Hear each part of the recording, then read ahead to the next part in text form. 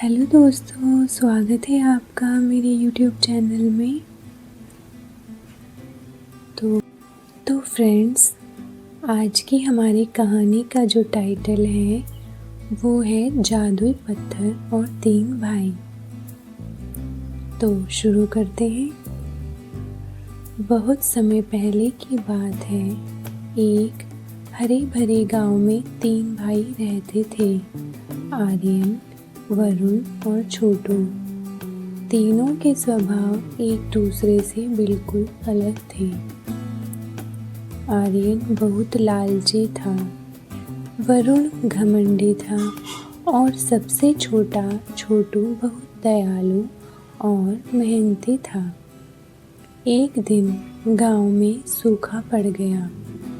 पानी की कमी के कारण खेत सूखने लगे। तभी गांव के सबसे बुजुर्ग व्यक्ति ने बताया, पहाड़ों के उस पार एक नीला झरना है, जिसके बीच में एक जादुई पत्थर है। जो भी उस पत्थर को छूकर निस्वार्थ भाव से प्रार्थना करेगा, उसके गांव में फिर से हरियाली आ जाएगी। आर्यन ने यात्रा शुरू की। आर्यन सबसे बड़ा भाई था।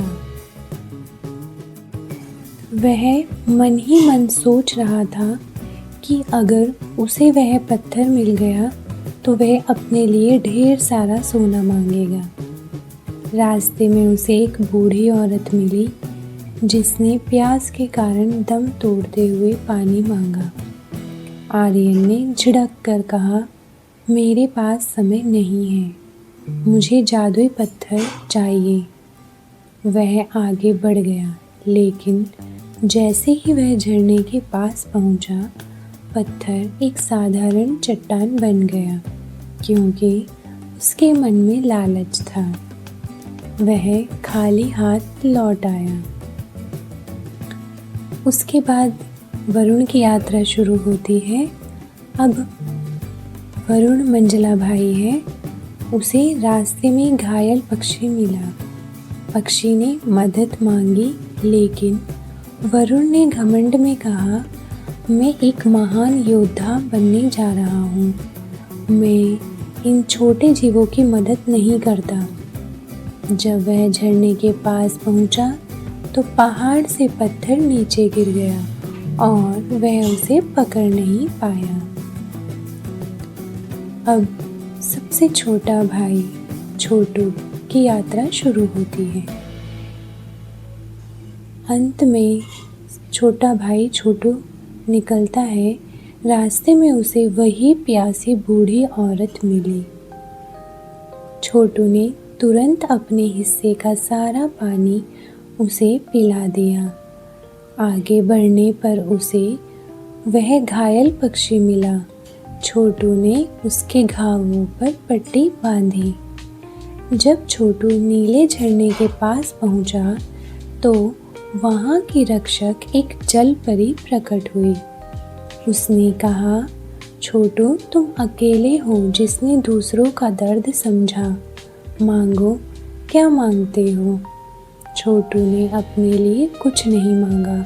उसने कहा, हे देवी, मेरे गांव के खेत फिर से हरे भरे हो जाएं और सबका दुख दूर हो जाए। जलपरी मुस्कुराई और उसने उसे वह जादुई पत्थर दे दिया। जैसे ही छोटू गांव लौटा, मूसलाधार बारिश शुरू हुई और खेत लहरा उठे। आर्यन और वरुण को अपनी गलती का एहसास हुआ और उन्होंने फिर कभी लालच या घमंड न करने की कसम खाई। तो फ्रेंड्स, इस कहानी से जो हमें सीखने को मिलता है वो ये है कि जो दूसरों की मदद करता है, ईश्वर हमेशा उसकी मदद करते हैं। तो कैसी लगी आपको ये कहानी?